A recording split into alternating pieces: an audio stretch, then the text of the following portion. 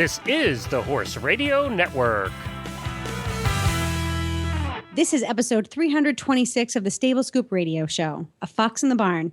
Please support our sponsors as they make this show possible. Our sponsors this week are EasySignsOnline.com, Mill Creek Spreaders, and RidingWarehouse.com. Welcome to the Stable Scoop, with weekly shows delivered right to you.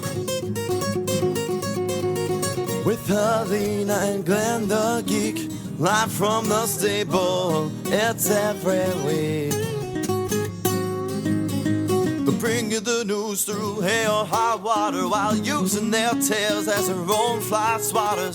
So sit on down and laugh till you poop, cause it's time again for Stable Scoop. Stable Scoop. The Stable Scoop. Stable Scoop. This is Glenn the Geek. And this is Helena B., and you're listening to the Stable Scoop Radio Show on the Horse Radio Network. Well, howdy, Helena. Howdy, Glenn. I see we made it through our opening segment fairly. It took a while, but we got it done. Only took 8 takes. Yeah. Just to say 2 lines. But that's the way we roll here at Stable Scoop. That's the way we bloop. That's the way we roll. Well, we have the monthly Chasing a Fox segment coming up, all about fox hunting, and have a fun interview there. And also a little later in the show, we have a new TV show that's going to be on a new TV network. The network's called Ride TV, and the show is called Wild About Barns. And we have the executive producer and the host of that show coming up. And then later on, with our Tack and Habit segment, we have Colleen stopping back from Horse Nation with her review of a product that she gave a try over the last couple of weeks. And we're going to hear about that as well. So we have a lot of stuff coming up on today's show. You want to just get right to Chasing a Fox? Let's get right to Chasing a Fox, because it's just my favorite part of the Horse Radio Network. After Horse Tip Daily, I do still love Horse Tip Daily, but Chasing a Fox is a really close second. Cue the music. What? We got to cue the music first. Okay, Let's hear the foxes. Okay. Or the horses. No. Like bugles. Whatever they are. What are they called anyway? Are they bugles? Well, you can hunt with different kinds of dogs and hounds. They're foxhounds. They're hounds. Okay, but what I meant was the horn that you blow. Is that a bugle? Oh, bugle. I thought you said beagle. Oh, no. Bugles. No, those would not be bugles. It's just called a horn, right? Yeah, it's a hunting horn. All right, well, let's hear one. Bugles.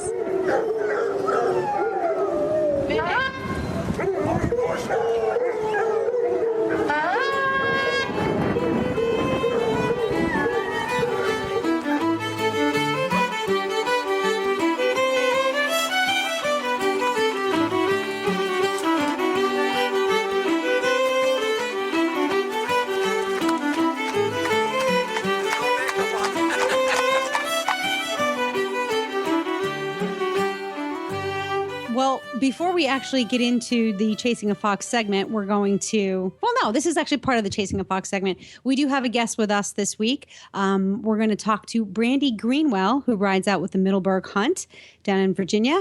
Sissy and I met her last year at the Virginia Foxhound Show, and she was actually connected to us through another Horse Radio Network host, Dr. Wendy Ying of the Driving Radio Show. Wendy spent some time in the Mid-Atlantic and had done some hunting there. And Wendy is just like, the epitome of fabulosity. And so is Brandy. So this is a perfect pairing. So Brandy's going to come on and talk to us about what it's like to, a day in the life of a fox hunter, how she got started and what else she does. Brandy has an amazing sense of style. So Sissy and we were instant fans when we met her. So we're going to hear from Brandy. But before that, I have to tell you that, today the show is airing. It's Friday. Tomorrow is my hunt ball. Oh, is that right? You're heading up to the North Shore of Boston? Yes. And it's very special this year. It's kind of funny. It's kind of interesting. It's very special this year. Typically, Myopia Hunt has their hunt ball at the Myopia Hunt Club, which is a beautiful, very understated but very elegant country club on Boston's North Shore. And we love going. That's a good way to put it, actually. Yeah. Understated but elegant. Yep. It's- Very 1800s.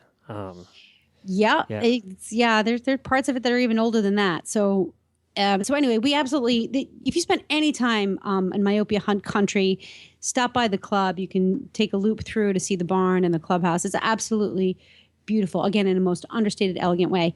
So anyway, we love attending the hunt ball there, but there are some things that are going on with the clubhouse this year, some renovations and whatnot. So it's a very special venue, and we're going to be having the hunt ball at the Crane Estate at Castle Hill, or Castle Hill at the Crane Estate, which is a Trustees of Reservations property. And it's this beautifully preserved mansion.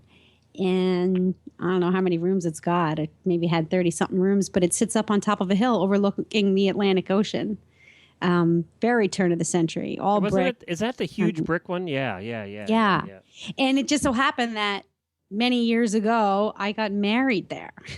Really? Yeah. That's where you had your wedding? Yeah. I did not know that. Yeah, it was a big deal. So I haven't been back inside there since then. Not married anymore, but it's a good place to get married at the So time. we're bringing the next one out to the... We'll just parade them through Castle Hill, see what happens. So it's really a stunning venue, which means, everything's going to be just a little extra glamorous. It has a big brick and concrete patio in the back, doesn't it? It does. Yes. And then there's something called the Grand Allée, which is this rolling lawn. It's this tiered rolling lawn that goes from the back patio all the way down to the ocean. This place reminded me of a little bit of the Biltmore. I think we were over there once, and it reminded me a little bit of the Biltmore, only on a little bit smaller scale. It's very much like the Biltmore. Yeah. It's, I think, Newport Mansions. It's all the same era. Right. The same, Rockefeller, Crane, Astors. Now, what were the Cranes? What did they do? They did plumbing. I can't think of the guy's first name, but he made his fortune in plumbing. I think he was based out of Chicago. What, did he make the first toilets, or? Nope. I think he brought, I'm looking it up actually. I think he brought, what's the stuff that you use for that metal? Not chrome, but. Copper? Brass? Not copper. Anyway, he was he started Crane Plumbing, and they made faucets and things. They now make toilets and other kitchen sinks and stuff of that nature. But who knew you could get that rich in plumbing? Right? I always say we picked the wrong professions. There's about 1 million professions we could have picked. Here we go. Okay, here we go. Founder of R.T. Crane Bass and Bell Foundry in Chicago. Crane produces valves, fittings, and specialty castings for a growing industrial America. So that's kind of how it started, and then. Now, is this in Massachusetts? It's in Ipswich, Massachusetts. Yep. Okay. Yeah. Yep. Well, very good. Well, that should be fun. Did you have a little black dress, or? Oh my God! Let me tell you something about the dress. I have 3 black dresses. I've worn all of them, and the ones I've worn already, I can't wear again. But Can't possibly do that. Couldn't possibly do that. And the ones that then I have others that just don't fit me anymore because I've slimmed down a little bit over the years. So, so the ball is Saturday. I'm going tonight to find a dress. Going dress shopping tonight. You better find something soon. The last time you were there, you wore white, so wearing black this time's appropriate. I did not wear white. Oh, you right. did? Well, the last time I was there, Yes, I you know. did. You're right. That's funny. Well, our hunt upholds the tradition of ladies wearing black or white gowns. And you don't want to wear white. That would be too close. Well, every year I'm like, I'm wearing white this year. Everybody else wears black. I'm going to find something white. And every year I pull my hair out because I'm like, there's just nothing white that doesn't look like that's not a wedding gown. There's just nothing. You can't do it. Kind of, you got married there and you're no longer married and you want that memory wearing white there. It's already going to be kind of weird, isn't it? I know. Well, you know me. I like weird. I do weird very well. No, exactly. But, at the end of the day, when it comes down to it, it's really hard to look good in white in November. Can you wear black and white? Yeah, you can wear Oh. black and white. You can wear, and Like a Brandy black is and white actually dress? going to. And Brandy's going to talk about this. Really, the tradition is you can wear some variation of black or white, like a dark gray, an ivory, an off white, even like a blush color Okay. or something with a pattern. The idea is not to detract from the scarlet. Gotcha. So gentlemen who have their colors and staff, they can wear scarlet. So the ladies. Yeah, and too much black and white together, you pretty much look like a jester after a while. So you don't take that either. Oh, you look like a streetwalker, a jester, a school marm. I mean, anything but what I'm looking for. So I'll end up wearing something that's black again. There you go. Well, good. Well, good luck finding that out shopping tonight. Thank you. And I'm sure you'll have fun. And, you can just put that, the memories you had. Just make believe it's your first time going. I do. I have a great time every time I go. I don't get to see my friends up there very often. So it's kind of like going home for Thanksgiving. You see your family and your Yeah. friends. Cool. And Well, it is an absolutely beautiful place. I'll put a link to it in our show notes so people can take a look at it. yeah. It is a neat place. Well, let's do this. Let's take a quick commercial break. And when we come back, let's talk to our first guest. Why don't you introduce her quick? Coming up next on the Chasing a Fox segment, we have Brandy Greenwell. She's a fellow fox hunter and a style maven and a breeder of Irish draft horses. Very good ones, as a matter of fact. So we're going to talk to Brandy. With Christmas season fast approaching, it's time to start planning a custom gift that will last for many years to come. Visit our friends at EasySignsOnline.com and browse their unique website for their many custom sign options and styles. With affordable prices for customized signs starting at $39.95, your holiday gift giving just got easier. Their step-by-step online sign ordering process allows you to choose only the sign options you want and see all the pricing up front. From horse farm entrance signs, vinyl banners, magnetic vehicle signs to stall nameplates, and much, much more for every horse owner. Place your order early to allow plenty of time for Christmas delivery. Check out the website today at EasySignsOnline.com. That's EasySignsOnline.com or call them at 1-800-640-8180. That's 1-800-640-8180. And this is our next episode of Chasing a Fox. We're appearing here on the Stable Scoop radio show once a month. And one of the things we're going to be featuring in this new format is a listener and fox hunting friend highlight. We're going to be talking to our fellow fox hunters from around the United States and find out a little bit about them, how they got into hunting, what their lives are like, and if they happen to have an eye for fashion, all the better. So we're starting off this particular format with someone who has all of the above. Ms. Brandy Greenwell. She hunts with the Middleburg Hunt down in the Mid-Atlantic in Virginia. I've met her personally and think she is one of the most warm, friendly, knowledgeable, chic women I have ever met. No pressure there. Yeah, no kidding. She'll just fit right in with the HRN family. So we're going to learn a little bit about Brandy today. Welcome, Brandy. We're happy to have you. Thanks for having me. I'm honored. Yeah, so there is no pressure, truly. Okay. But my good friend Sissy Finn and I met you down at the Virginia Hound Show last June. And Wendy Ying is a mutual friend. She said, you guys have got to get in touch with Brandy. Not only does she hunt, she's a fabulous horsewoman, but has an incredible sense of style as well. And of course, we met you in person and all those things were true. Tell us a little bit about your horse life, how you got into horses and what you do with them now. Well, I'm, I guess you'd call me a third-generation horse person, so the insanity is in my blood.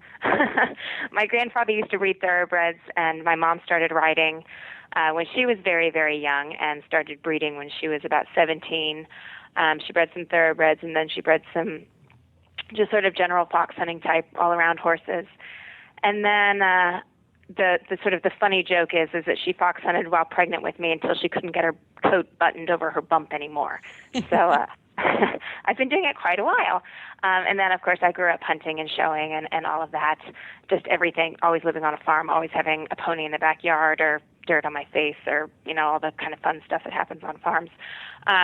Professionally, it started in about 1996. We had found an Irish fox hunter that we just absolutely loved, and that sort of created this dynasty of an Irish draft breeding program.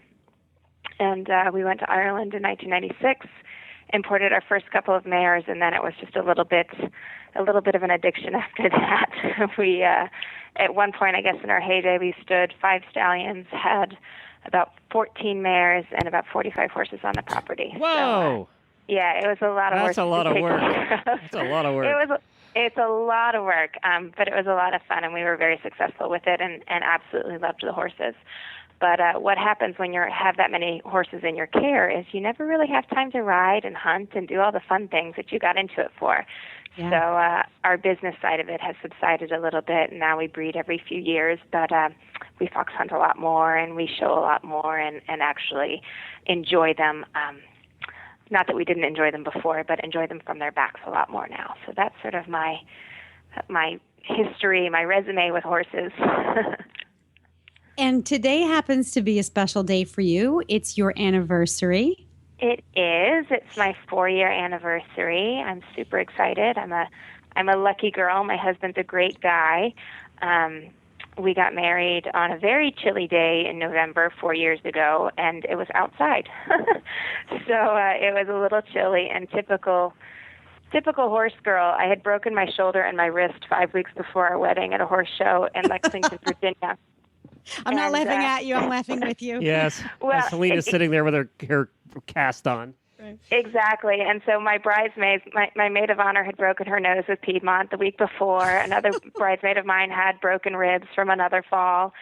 One of our groomsmen was the huntsman for Loudon Hounds, so they actually moved their opening meet for our wedding. It was quite a little to do. I think we had 3 masters and 4 huntsmen at our wedding, and they played Gone Away as we walked down the aisle. So. Oh, that's awesome! Did you get all choked up? I always get choked up. Of course. Gone Away. Oh. Yeah, I didn't know if it was, the man of my dreams, the song, the bourbon I drank beforehand, the pain in my shoulder. I was just all full of emotion. And for those, you see, Glenn, she's perfect for us. For those that don't know Gone Away, let me play just a little bit of it right now.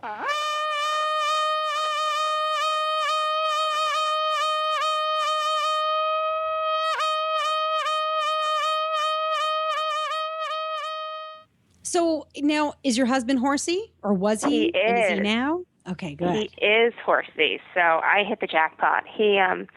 That's actually how we met, is through horses. I was working at a store in Middleburg, and he had just moved to town and came in, and we were, just immediately started talking about horses, and he came out and started riding for a friend of mine, and then we ended up hunting together, and he was never on my sort of romantic radar, and then I ended up giving him a horse that we had. I gave it to him to hunt for a season, so we had a little bit of business going on. And then one day he told me he loved me, and 6 months later we were engaged, and 4 months after that we were married. Oh, so we love to hunt together. And my favorite, well, not my favorite part, but he braids, which is awesome. So he spent a couple years in college down in Florida at Wellington, and so he braided his way through college. So that's extra good points for the horse husband. Oh my God, that's like cooking. He cooks, he braids, right? He cooks, he braids, he'll get on the green ones that I'm too scared to. And we have a deal on hunting mornings that he will get my horse tacked for me as long as I bring him a hot breakfast in the barn. And I said, sold. Oh, what a nice relationship. Yeah, I'm very lucky. Okay, so you see, everybody, fox hunting is a great place to meet your future spouse. Unfortunately, some people meet their ex-spouses out there too. Well, yeah, there's that. But you know what? You know what's funny is when you're out in the field, it's a level field. All things become equal, really. Absolutely. Which is one of the great things about the sport is we're all in it together out there, and whether you're friend or foe, we're all on the same team when we're going through the brush at breakneck speed. One of my dear friends and mentors when she was leading the Field with Loudon many years ago, always told me, unlike any kind of showing that you'll ever do in fox hunting, you get 100% if horse and rider are on the same side of the fence as they started.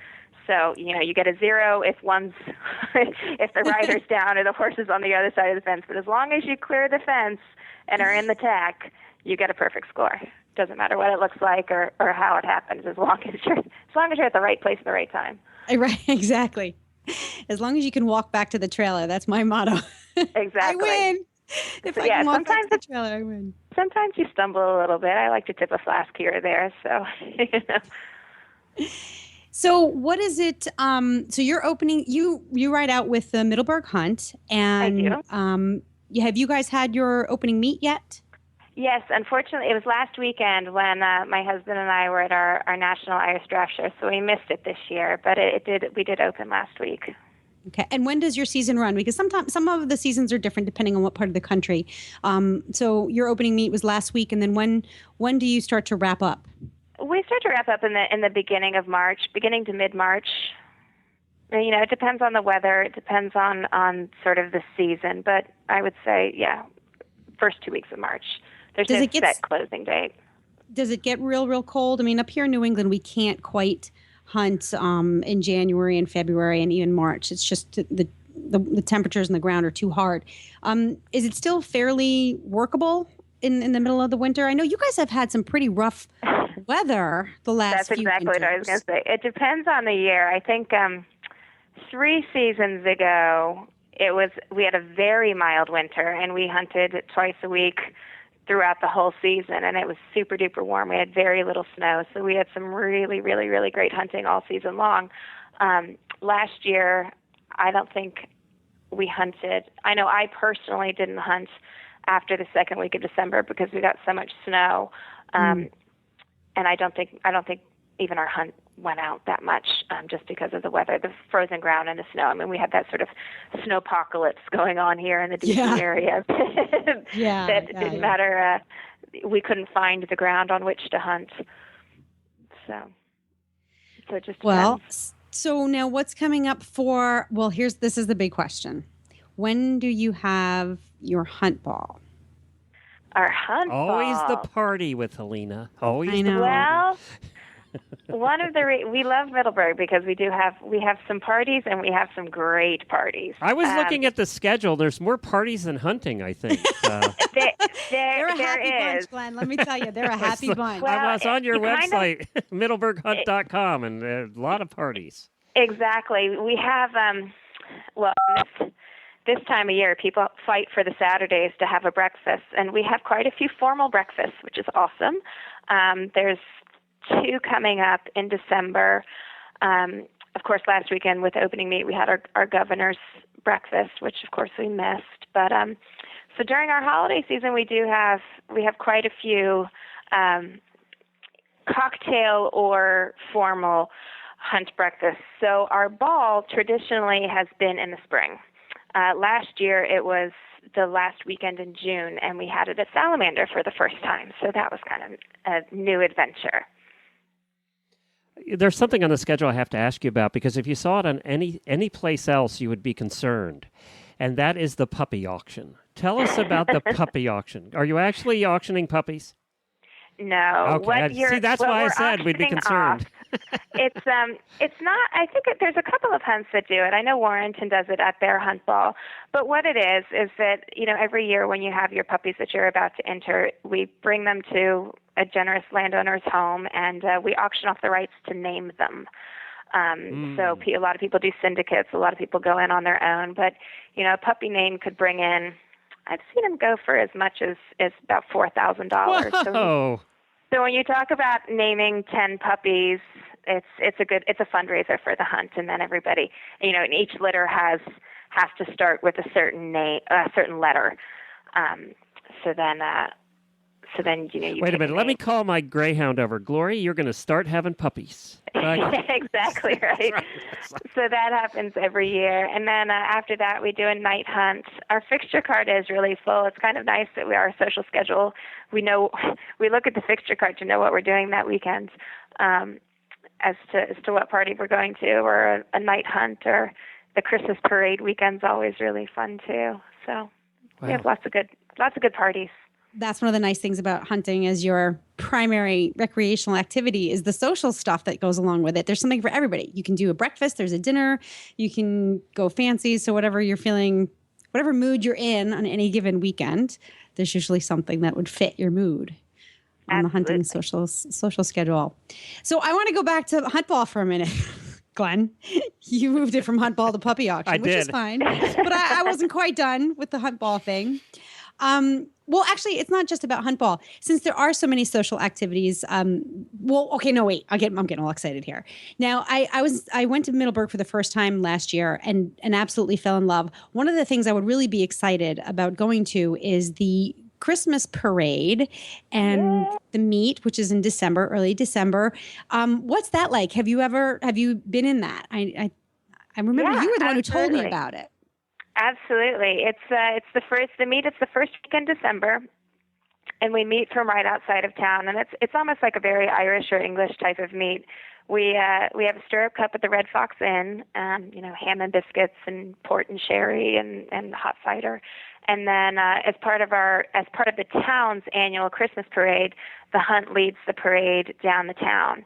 So there'll be probably 50 to 70 riders, maybe 100 riders riding down Route 50 in Middleburg, Virginia, and then we cast off a little like northwest of town and have a day's hunting after that.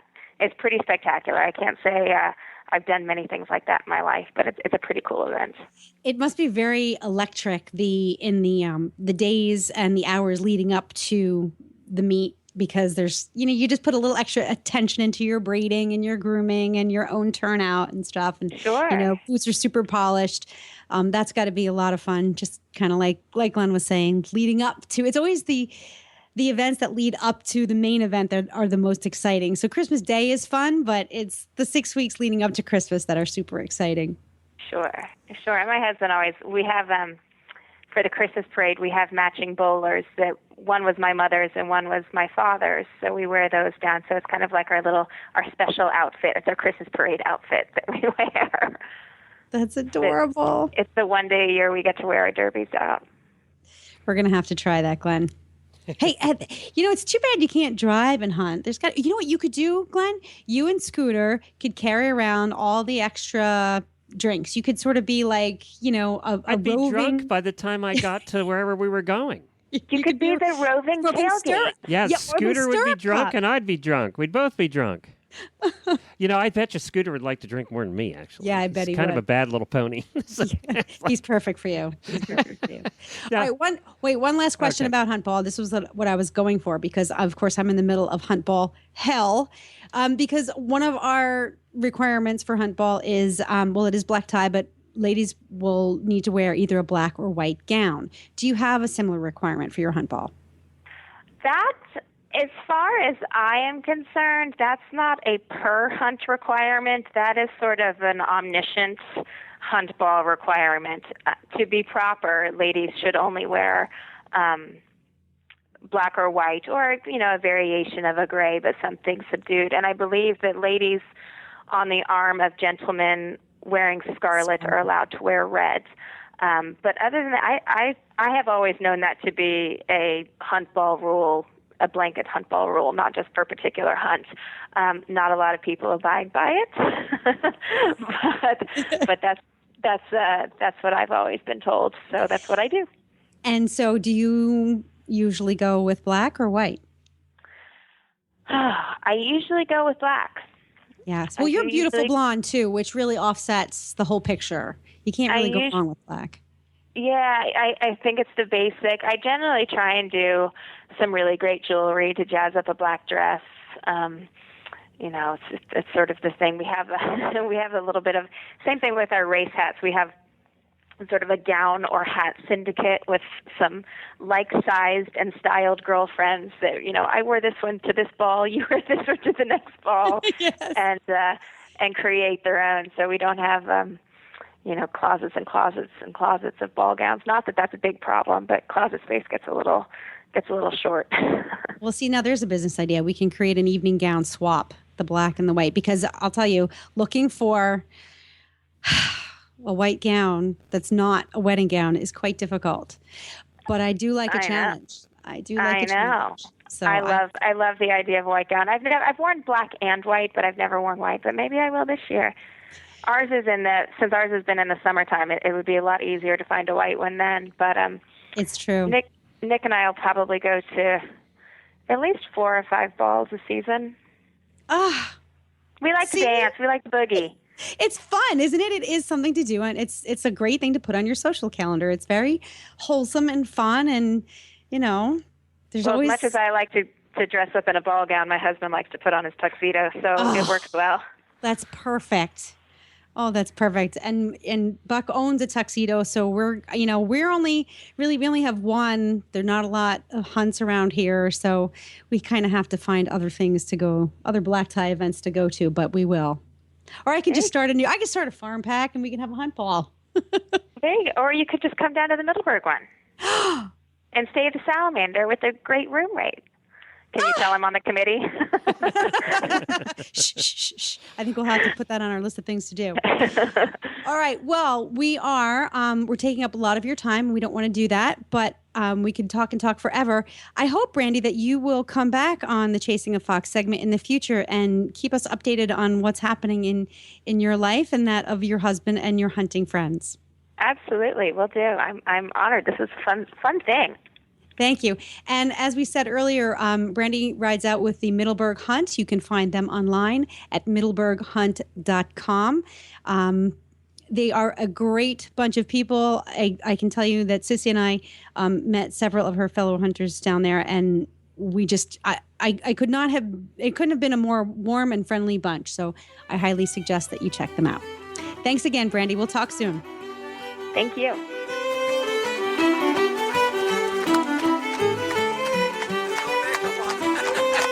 Well, next up, we have Pamela Kettle, who's the executive producer of Wild About Barns, a new TV show that's coming out in January. And we have the host of the show, Ingrid Schaffenberg. And they're coming on to tell us all about this and also to talk a little bit about a new cable network that's coming out called Ride TV. We're going to learn about that, too. Well, hi, Pamela and Ingrid. Welcome to the show. Thank you. Pleasure to be here. Well, Pamela, let's get started with you, executive producer of Wild About Barns on the new Ride TV network. First, before we get into the show, let's talk a little bit about Ride TV, because I venture that a lot of our listeners, I didn't know much about it either, haven't heard of Ride TV yet. What is it?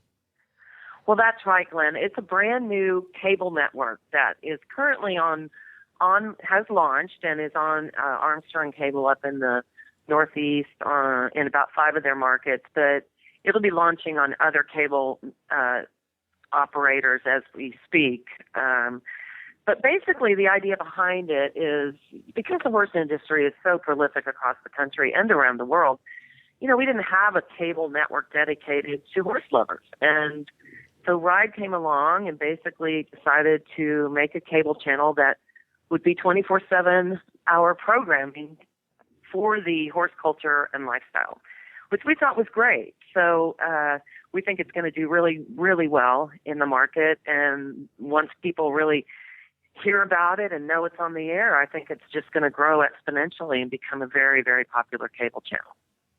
I was looking through the different shows that are on the network. Of course, RFD's been out there, right? That's the one that we're all familiar with. And there's another one I can't remember the name of. We don't get any of them here where we live. So, so I've never been able to watch them much. But RFD, I like Ride TV because RFD tends to be more of the training stuff. When I was looking at the shows and watching the trailers that are going to be on Ride TV, that is more my thing because it's very well produced and it's a little different. It's not just a trainer watching a horse go around in circles. You guys are really producing some interesting shows. And, Wild About Barns is one of them, but all the other shows are adding a different twist to it. Absolutely. I mean, everything from Horses That Heal to, events going on in Wellington. What I like about it is it covers every breed and discipline. It's not just a Western or English thing. It's, it's Morgans, Arabians, Endurance, Thoroughbred. And so it's if you love horses, you'll find something that you'll be very interested in and want to follow. I love the trailer for Rockstar Vets. That looks like it's going to be a good show. Yeah, that guy is a real character. Yes, he is. He's a veterinarian, and he is a character. Yes, he is. But yeah, so that's what I liked about this. This is more, instead of just being, okay, we're going to train in a round pen today, you really do have, you have some real production value with these shows, including yours. And so that leads into Wild About Barns. What is it? Well, I've been a producer. I've been a television producer and corporate producer for, 30 years. And, I was in the news business for many, many years. So production is in my blood. It's what I love to do. And my passion is horses. And I've been riding since I was a little girl.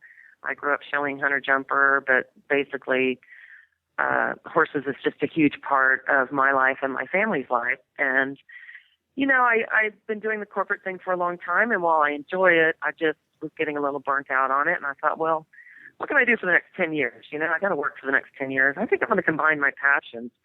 So when I found Ride, I thought, well, I like their production value, and I think this show could work on there. So I've been noodling it around in my head for about 4 years, and last year I just decided to go ahead and put the pilot together.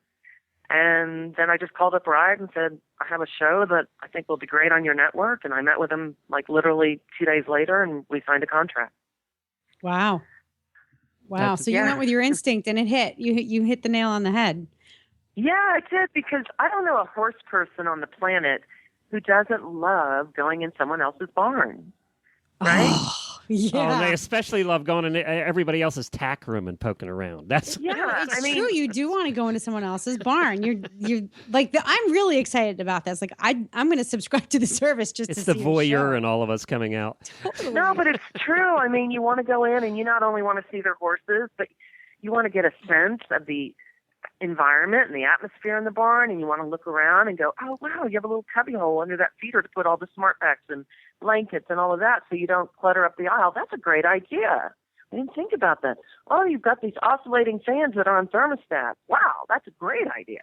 You know, and so that's why I wanted to create it. I wanted it to be entertaining, but I also wanted it to be informative. So if I'm sitting there watching it and I'm getting ready to build a barn, I want to be able to learn from the barn. So that's why I try to include architects and builders in every one of my segments, because I want them to say why they did things a certain way rather than, okay, this was, in this barn, all the doors open to the left. Well, why is that important? Well, because most people, when they're leading horses, they lead horses with their right hands. And so they're always having to switch to the left to open the doors, and then the lead rope gets, in the way. And if all the doors go to the left, it's just a natural open the door to the left, lead the horse in. So I think I never thought about that.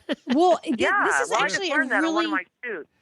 helpful thing that I think can fortify horse owners around the country, because so many times we'll go into somebody else's barn or we'll watch someone else handle their horses and they do things differently than we do. And sometimes the inclination is to go, oh, well, I don't do it that way. And, I would never do this that way. But it's because we don't understand the reasoning behind the way someone else does what they do when they do it differently. Exactly. So it's a really, it's a mind-opening series, because we do now have the opportunity to understand the why behind the what. Exactly, Helena. And so when I created the show, I thought, well, I love historic barns, and I'm happy to go into any old house and any old building and rummage around. I just really enjoy that because, somebody lived there. There was a story there. And so I thought, I'll do historic barns, backyard barns, and show barns. So each 30-minute, well, first of all, let me tell you, there'll be 13 programs in the first season, and each one is 30 minutes long, and I'll show a historic, a backyard, and a show barn. So, for example, our first program, which will begin airing in January, in the first week in January on Tuesday night, is going to be on the T.A. Moulton Barn, which is in Moose, Wyoming, which was part of the old Norman Row back in the early 1900s, really rugged place. But today, Country Magazine calls it the most photographed barn in America. I'm sure you've seen it. It's the old wooden barn with the Grand Tetons in the background. Mm. it's just a beautiful barn, and I got to interview the family, and it was a really emotional thing. That's actually on my pilot on my website right now. And then my backyard barn, because I was self-funding it, I actually used my barn in the backyard. Why not? Because, well, yeah, it was there, it was available, and it was free. Yeah, exactly. A horse person's favorite word. Yeah, exactly. And then for the pilot, I did Tom McCutcheon reining horses up in Aubrey. But for the first program, we've put in a saddlebred farm in Paris, Versailles, Kentucky, and that'll round out the first show. So we're getting ready to launch our website in a couple weeks. Right now, we just have a splash page where people can look at the pilot. We'll have a really, really interactive website. We've got a really big following on social media, Pinterest, Twitter, Facebook, Instagram, and we're really great. We feel really privileged to have Ingrid with us. Who? Well, I was just going to say, all of that's great, but it could have, it could have ended up as an NPR kind of boring show. But then you got yourself a hot cowgirl to help you out, who's very fun and who makes the show interesting, and that is Ingrid. So, good job there, Pamela. Well, I didn't. I was just looking for a local talent, and I wanted somebody that. They had to have some experience with horses because I just didn't want a talking head. And so Ingrid is a spokesperson model, and she grew up doing hunter jumper stuff. So I'll let her talk a little bit about her experiences. We've really, how we've been shooting nonstop for like the last 2 months. And what have your adventures been like, Ingrid? Oh my gosh. Honestly, that first shoot that we did to kick off the series, I felt like it was, literally a dream come true. This show pretty much combines all my loves of like horses, barns, history, architecture, you name it. It's just one of these moments in my life where it's like, wow, this is actually happening. Pinch me. It's been phenomenal. I've gotten to ride so many different horses, like saddlebred, cutting horses, obviously meet all these amazing, interesting people and hear their stories. And honestly, we're just having a blast. Well, Ingrid, you every horse girl wants to have a job in horses where they get to do cool, fun stuff. And it is really cool when you finally get to do that, isn't it? Oh, my gosh. Amazing. I feel so, so privileged. Yeah, at the Sunrise Stables, the saddlebred place, they also raise Hackney ponies, which I don't know if you're familiar with them. Oh yeah, I have one right outside my door. Oh, you do? Well, I drive Hackneys. Oh, yeah. So yeah. Well, I'm not that familiar with them, and this little guy was just gorgeous and had a really nice step, and Ingrid got to drive him, and she said it was just wonderful. It's like driving a little Ferrari, isn't it, Ingrid? It was amazing.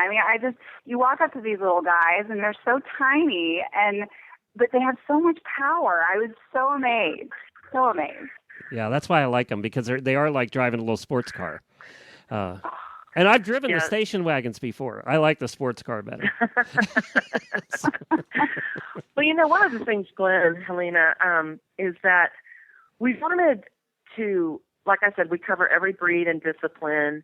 And sometimes it doesn't even have anything to do with the barn. For example, we found this company in Franklin, Tennessee, outside Nashville, and it's called the Tennessee Barn Project. And it's a couple of brothers who build furniture, and they're just these tremendous artisans. And they were building furniture. Business was a little slow, so they'd go take these field trips, right, and drive around and look for old wood and stuff. Well, they started discovering these old barns that were slated for demolition, and so they'd go up to the owners and say, hey, please don't demo that. Let us dismantle it and reuse the wood, and the owners would let them. And now that's 50% of their business, where they go into restaurants and visitor centers and homes, and they retrofit all this, 100-year-old growth wood into these modern establishments to kind of mix the old and the new. It's just fascinating, and the work is incredible. Wow. And see, that doesn't really even have anything to do with horses, but it's still barns, and it's still saving barns. Well, there's no better place for a horse person than in the barn. That's our church, that's Oh, yeah. our home. It's a place where it all happens. Sometimes the horses are secondary to that whole process. Well, Sometimes. that is definitely true. Yeah. And then in the old days, the barn was the hub of the family. It was where everybody spent their time taking care of their chickens and cows and sheep and horses. And it was just, it was just a time where it was just a simpler life and everybody worked together to feed the family. And I like that. And I wish sometimes we could go back to that. It sounds like there's a lot of the shows. Well, the shows on the network, but this one in particular, it's a very. I guess on the surface, there's going to be a lot of eye candy and a lot of entertainment, but there is a very deep emotional thread that's connecting this content. Obviously, the horses are one, but and then living the horse lifestyle it's a very emotionally based lifestyle. Would you agree? Yes, it is. And so how else do you see that thread coming to life on the TV programs? Well, to be honest, it comes to life in almost every one of the segments that we do, because I can't tell the story of the barns if I can't tell the story of the people who live and use them. And so we get to. I'll give you another example. We shot in this barn in Kansas called Whitewater Falls Stock Farm, and at the beginning of the turn of the century, it was the largest Percheron breeding operation in America, and it might have been in the world. It was a real show place. They would, on sale days, they would rent a private train and ship people from Wichita, 2,000 people out for the sales day. I've got all these great old photographs from this. It's just a tremendous barn. Well, the barn still stands because, when they made barns back in the early days, the craftsmanship was so good. Those things are still really, really in good shape. They just need a little bit of renovation. So a young couple bought the property that has the barn on it, and I tracked down the woman who was married to the great-great-grandson or the great-grandson of the founder, J.W. Robison. She's 90 years old. She's sharp as a tack. Her name is Dot. And I got her. I interviewed her, had Ingrid talking with her about all the old photos. She was telling us about all her old memories growing up at the farm and what the sale days were like and what the Percherons were like. And we got her together with the new family that bought the property and had them walking through the barn. And it was just so incredibly emotional, wasn't it, Ingrid? Oh, my God. I actually teared up before we started that interview. It was just so deep. There's just so much history there. And I think that's, like you said, it seems to be sort of the pervading theme with a lot of our stories. And I think that's why people are going to resonate with this show, not just horse lovers, but just people in general. Most people that I talk about this show to are like, oh, barns. I used to ride when I was younger, or, I remember barns when I used to take road trips as a kid, seeing them on the side of the road. And I think it just taps into a deeper part of a lot of us, that it's very Americana. So, yeah, it's the emotional thread, like you said, it's totally there. That was the thing that impressed me most about the trailer was I'm a history nut. So your first segment there about the old barn and digging up the old pictures and digging out the people who knew about this barn and the families that were involved with it. That was very interesting to me. That was, that was my favorite segment, by the way, of the whole show was that. It's great seeing I know Tommy's been on the show, McCutcheon's been on the show before, but, it's great seeing his barn and what millions of dollars can get you. Right. But I found it more, interesting, the history of that old barn. It was just sitting there in the field, because it meant so much to somebody 100 years ago. Yeah, but wasn't it interesting, Glenn, that it meant like the land to Clark and his family, T.A. Moulton and Clark and Harley, was so important. But just like his son said, what he didn't realize was the view was really the deal. And it did have a view. Yeah, it was a lovely, lovely place. But in the winter there, they get like 20 feet of snow at a time. It's a tough place to live in the winter. Just hearing that makes me nauseous. I've got to. Well, this is very a cool. Beautiful place. Now, let's ask you, how can people, because it's on so few cable networks at this point, and it's going to take a while. It takes a while to gear those up. Is there any way people can watch all of these shows online? We will have on our website. We have a section called Schedule and Episodes, and we will have segments from each of the barns. We probably won't have one complete show that a person can just sit there and watch, but we will be breaking them up into segments. So they can actually go on and watch those segments online on our website any time of the day once they start airing. And I see here that Ride TV is associated with Cloud TV, which is spelled KLOWD TV. Yes. And is all of their programming going to be streamed on Cloud TV? It is being streamed right now. You can go onto Cloud and you can, right now, I think you can get a month free. Yeah, it's a month free, and I think it's only like $5 a month anyway. And there's a bunch of HRTVs on there. There's a bunch of networks that are on there that you won't be able to get necessarily. You might not be able to get on your cable channel. Right. So right now we are streaming live, and you can go there and watch Ride TV as it's being aired right now. So if you want to see the whole thing, and you want to see, and it's not in your area, then that's probably the best, easiest way to do that. Probably right now, until we can get up and ramped. You know, one of the things with a new network and new shows is everything is. The first year is basically just to get familiar, get people familiar with your product and what you're selling and everything. So we're hopeful that by the time we air in January, that we'll be on a couple other cable operators and things, and then we'll just get big and grow bigger from there. Because one of the things that's great, Glenn, is, and this is how I really wanted it to work when we set it up, is my goal was to have people through Instagram or Facebook or whatever, send me a video, send me a picture of your barn. And that's how I would feature barns going forward. And that's literally how I've gotten all of my backyard barns. And that's exactly how I designed it to work. Because I want to hear, it's great to have the trainers and the Olympians and all that stuff, but it's also really great just to see, Mary Ann's backyard in Nebraska, and she's got, a 2-stall barn that she and her dad built, and it's housing all of her animals. To me, that's just as great a story as anything else I'd put on Wild About Barns. I agree. Totally. Yep. Agreed. WildAboutBarns.com is where you can find it. Thank you, Pamela, and thank you, Ingrid, for joining us. We really appreciate it. Thanks so much for having us, Glenn and Helena. We hope that viewers will go to our website at wildaboutbarns.com and then look for our show airing starting in January on Tuesday nights.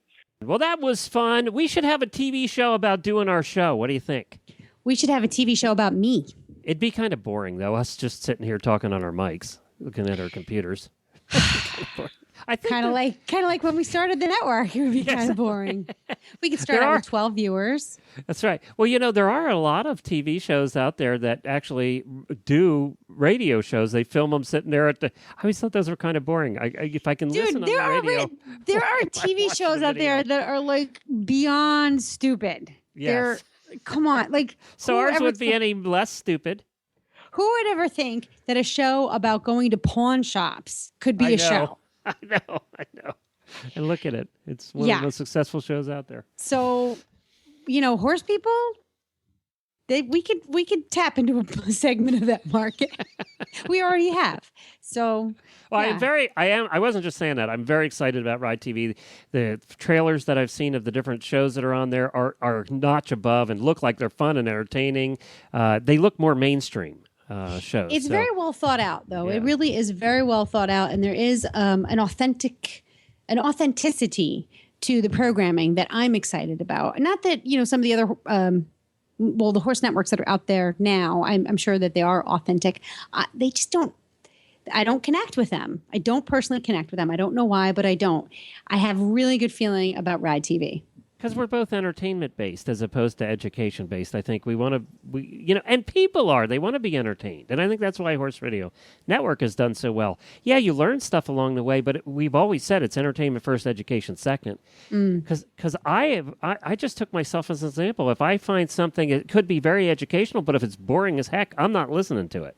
you tune out. And, that's why it always, in my mind, had to be entertainment first. And I think Ride TV does that. And this is not a big commercial for Ride TV. I really don't know them from Adam. So No, me either. yeah, I'm just Well, excited see- to find them. I know. It's just like anything. The proof is, we got to dip our foot in the water and see if we want to go swimming. But I Well, kind of think I do. Well, coming up next is our Tack and Habit segment with Colleen from Horse Nation. This Tack and Habit segment is brought to you by RidingWarehouse.com. Hi, Colleen. Welcome back to the show. Hi, Glenn. Thank you so much for having me back. Well, now the product review, I actually looked through all of your reviews on Eventing Nation, and there's something that we haven't talked about yet, and I thought we'd get you on to talk about that. And we don't actually talk about these kind of products too often, so tell us what we're chatting about today. Well, today, Glenn, we're going to be talking about the Fungusol line of products from Absorbine. Because it's that time of year where, everything gets kind of muddy and gross up here in Pennsylvania. So, of course, we have lots of problems with skin foam. Okay, and they have, is this a fairly new line, or do I just not remember it? You know what? I think it's been around for a while, and it was formerly Equine America Fungusol, but now it's now under the Absorbine family of products. So it's Absorbine Fungusol now, and it's actually a whole system. So there's three different things. You've got your shampoo, it's medicated shampoo, then you've got a bottle of, spray-on treatment, and then you've also got a canister of ointment as well. And so what, did you try it out? You did the whole system? I did the whole system, from shampoo to spray to ointment. And were you trying, was this just in general, or was there something you were dealing with? What was the scoop?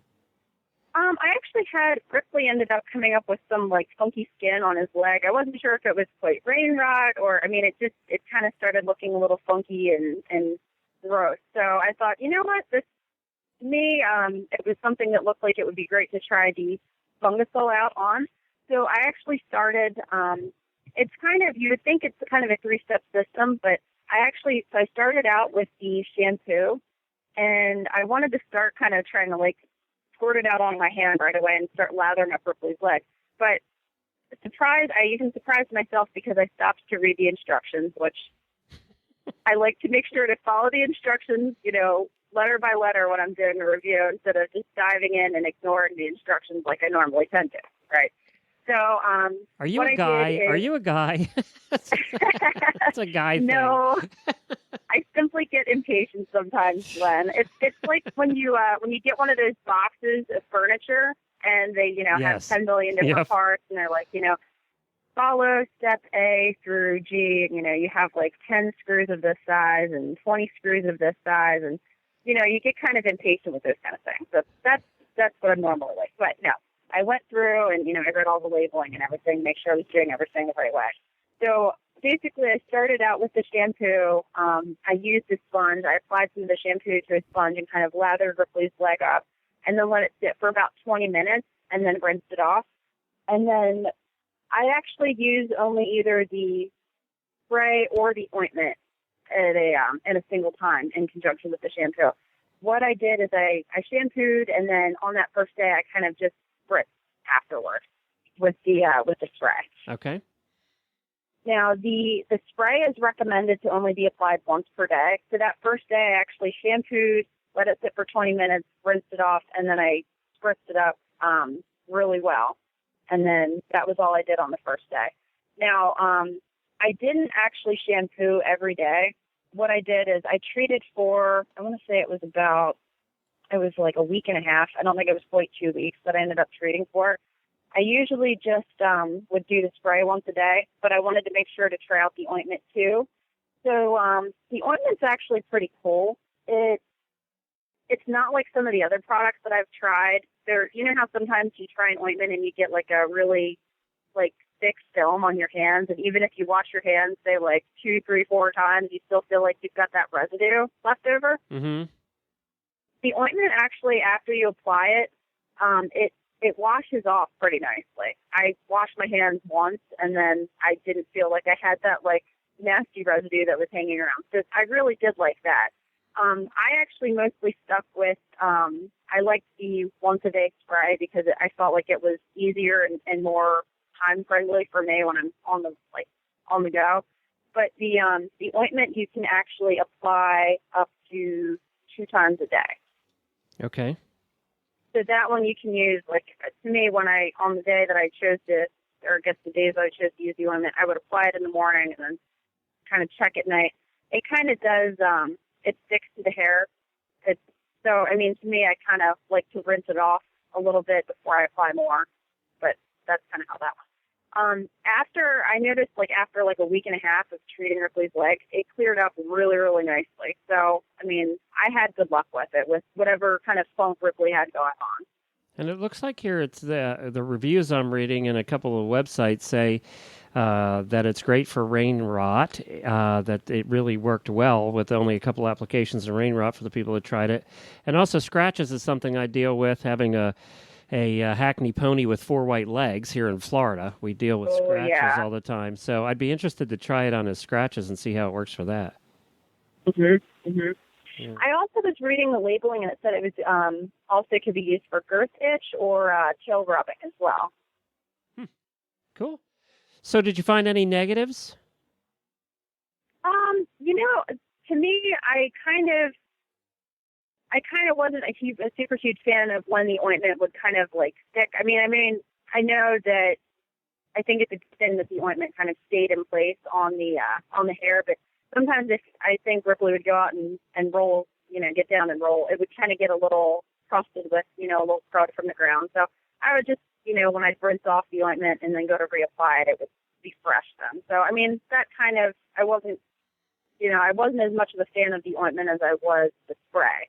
Yeah, I really tended here in Florida, we would have, if we put it on his scratches, it would be coated in sand.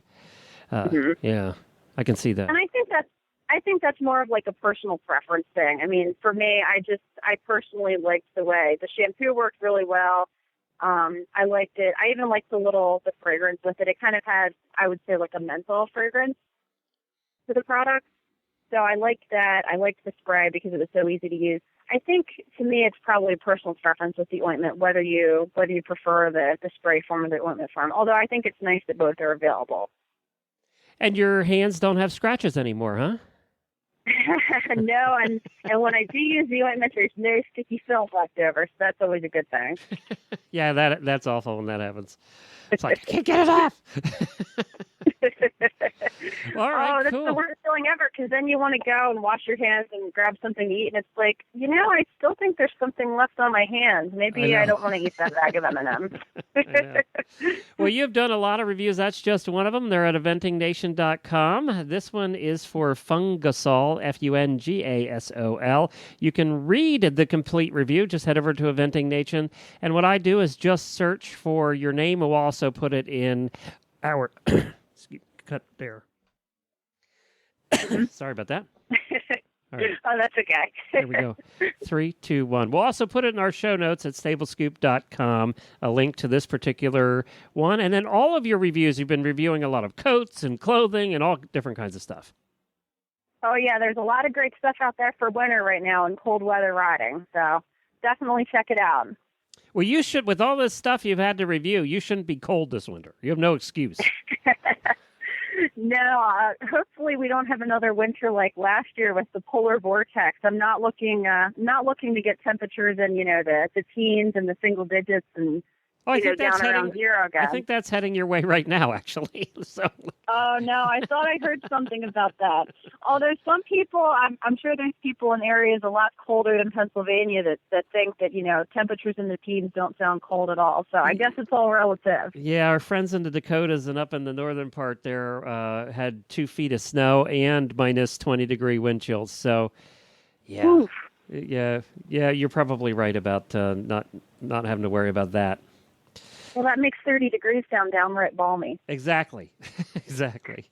Well, thank you so much for joining us. We really appreciate it. Great. Thank you so much for having me, Glenn. This Tack and Habit segment was brought to you by RidingWarehouse.com, your one-stop online tack shop. A huge selection of your favorite products and brands, but also including really unique and hard-to-find items like knee patch and full-seat riding jeans with cargo pockets, rigging converters, and a wide variety of bitless bridles. Listeners of the Horse Radio Network can use the coupon code RADIO for 15% off their order this month only, plus free shipping over $50 or $5 for second-day air, and a return policy like no other in the business, and that is free returns for 1 year both ways. You can find it all at ridingwarehouse.com. Give them a chance and save 15%. Use the coupon code RADIO at checkout.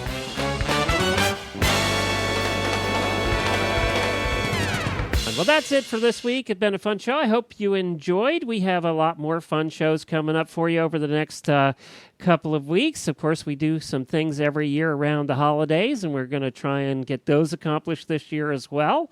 And we hope that you're getting a little more in the holiday spirit as the days go along. Jennifer and I, we have not had a Christmas tree, fake or real, in a long time because we have this monster cat that destroys everything. And we figured he'd just climb up the tree and it'll be on the ground every morning when we come out.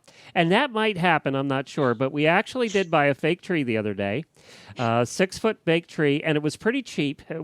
We got it for like $29, and it already has the lights on it and everything. It was in closeout, and we got it for like $29. And we figured, if the cat destroys it, it won't matter. And then we bought all these cheesy, we have some very nice ornaments, but we'll never put them on this tree because he'll eat them. So we bought these cheesy plastic ornaments. We bought all kinds of cheesy plastic ornaments and bows to put on our cheap tree just so we could have a tree, and now it's cat-proof. That's what happens when you live with animals. Your everything that you thought was important to you gets cat-proofed. Yes. It's so like no more putting up a Christmas tree for the sake of putting up a beautiful Christmas tree so you could enjoy it.